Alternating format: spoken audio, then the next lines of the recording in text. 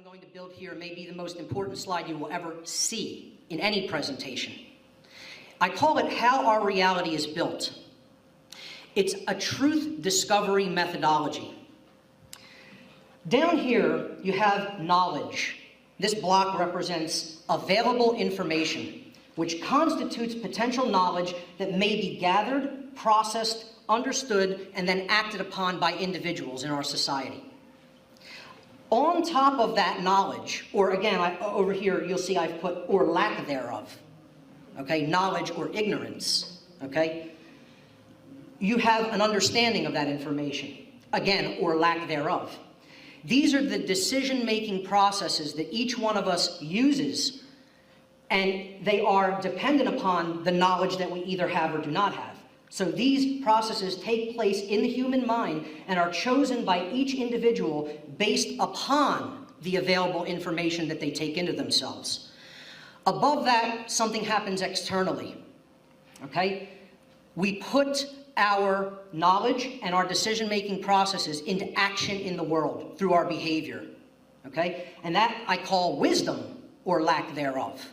Okay? So each individual's behavior is based upon the quality of their decision-making processes, which, again, in turn, are based upon the quality of their available information that they've taken into themselves. This three-step process, okay, was in the ancient world referred to as the trivium. That's a Latin term. It means the three ways, the three methods.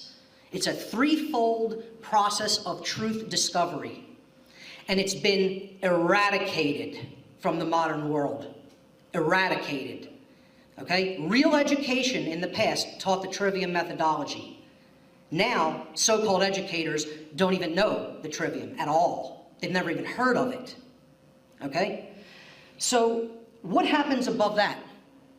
After human behavior, we get the result, right? We get what actually manifests in reality.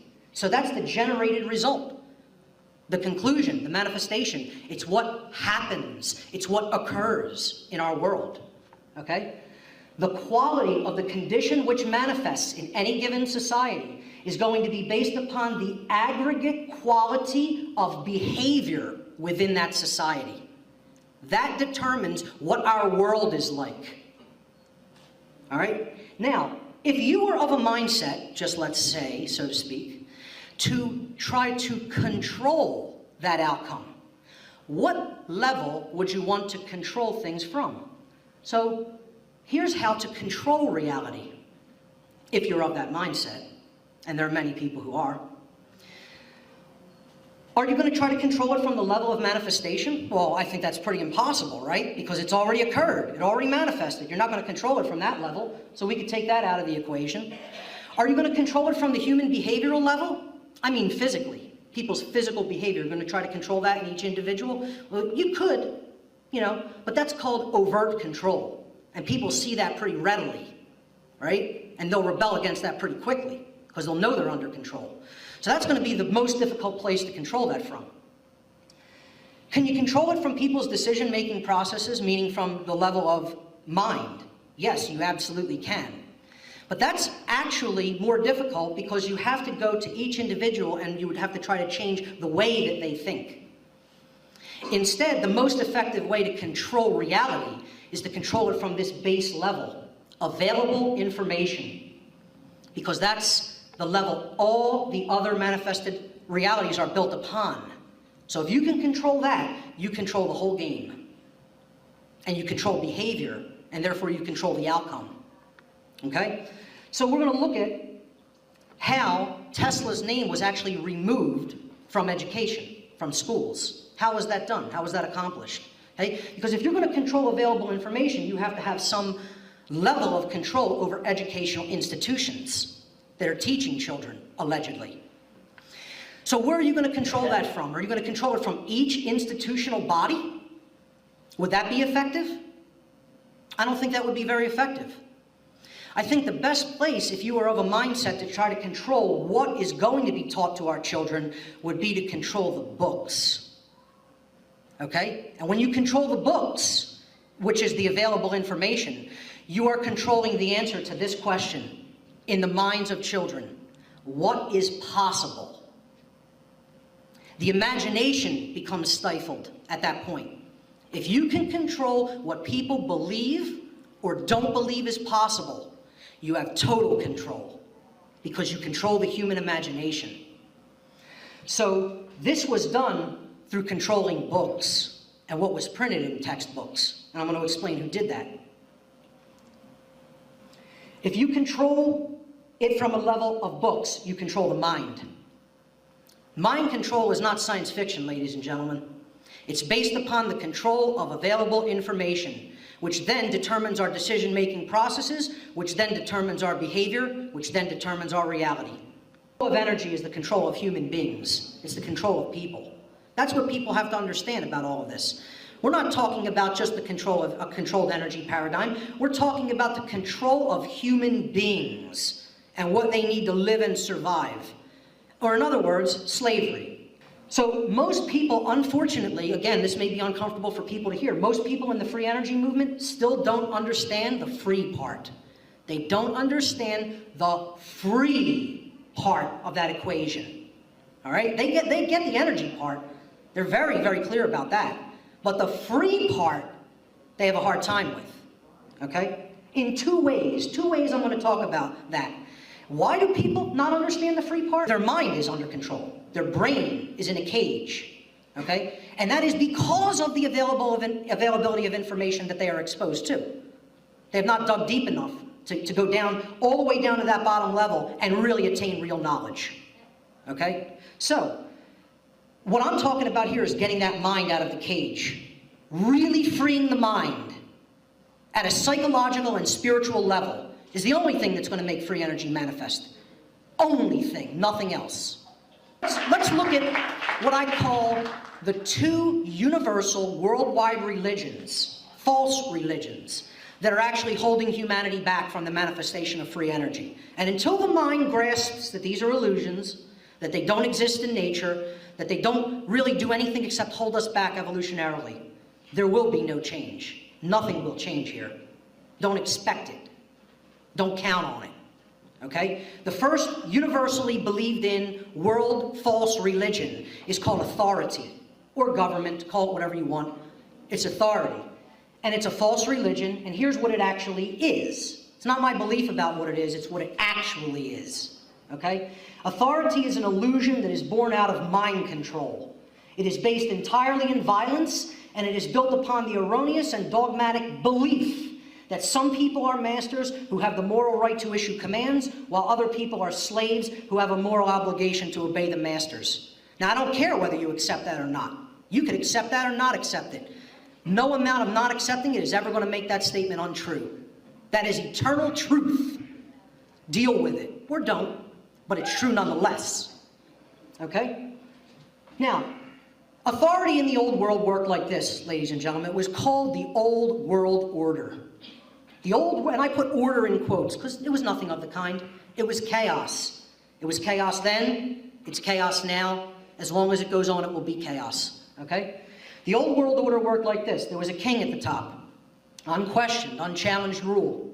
His word was law. He was the representative of God on the earth. No one could challenge his authority, quote unquote.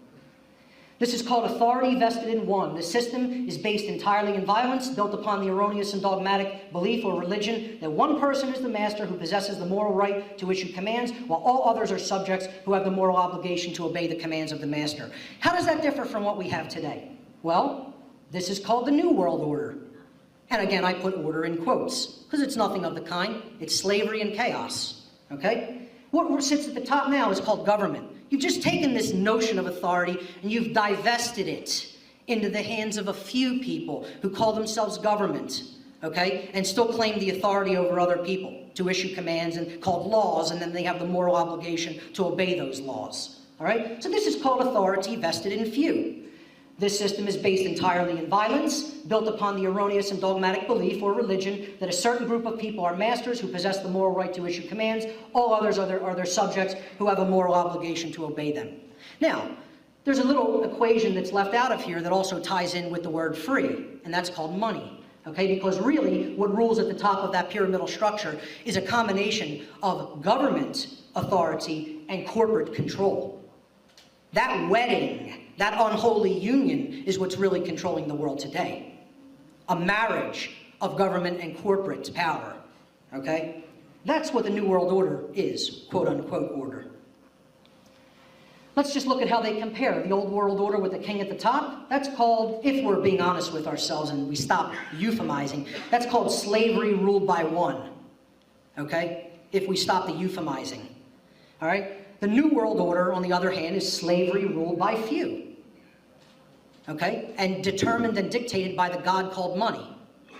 If we're being honest with ourselves, most people aren't. Most people lie to themselves every day from the minute they get up until the time that they fall asleep at night. But if we're being honest with ourselves, that's what that certainly is.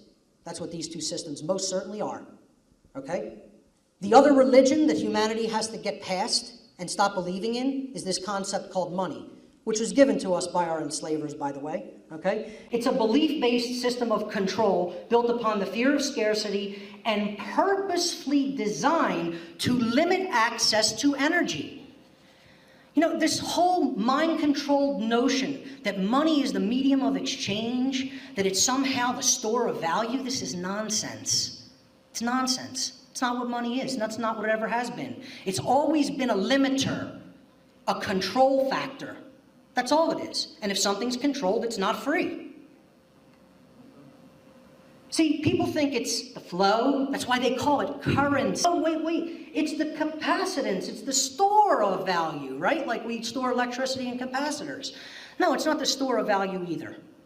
What is it? It's the resistance in the system. Money is the thing that stops energy from flowing freely, if we're being honest with ourselves. It's the resistance when it comes to freeing this technology is you got to give up the notion that you're going to be the one who owns it through the patent process. Let me tell you what the patent process is. It's a deal with the devil. It's a deal with the devil.